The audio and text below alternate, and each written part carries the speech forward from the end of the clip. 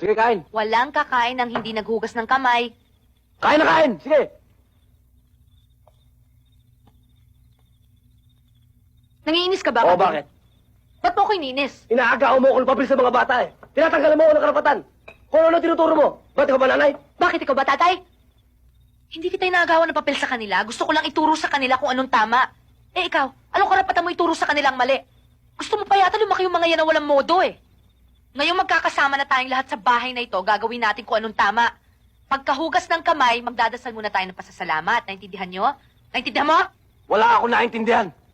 Libag! Tara! Ano pang ginagawa mo dyan? Maghuhugas ng kamay tsaka magdadasal ng pasasalamat. Di bagay sa'yo. Sip-sip! May lalaki. At sino sa palagay mo ang mas barako sa ating dalawa? Bonggoy, nung bodyguard kita, ginalang kita bilang lalaki. Pero hindi ko pinangarap na mapakasawa ng aking anak. Ang isang katulad mo lamang. Hayaan niyo naman patunayan ko pagmamahal ko. Patunayan, maligo ka muna ang baho mo. Shirley, tayo na. Ang baho ng tao nakakahawa, Shirley.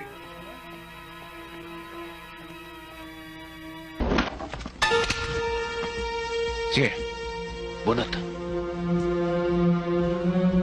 naghihirap na nga ako sa loob. Oonsayin mo pa ako. Victor, suspetsya mo lang yun. Yung checkbook ko kukunin ko eh. Hindi ako nagpunta rito para makipagdudahan sa inyo.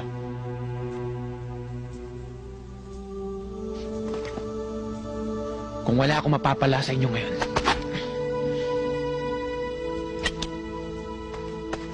bibigyan ko kayo hanggang bukas para bayaran nyo ang utang nyo sa akin.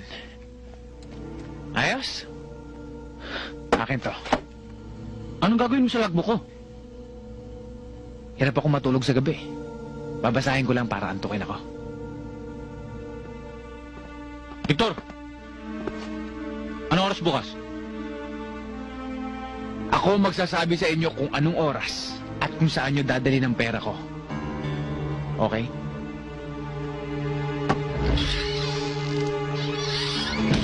Susundan ko siya. Na! Desperado ang ulo niya.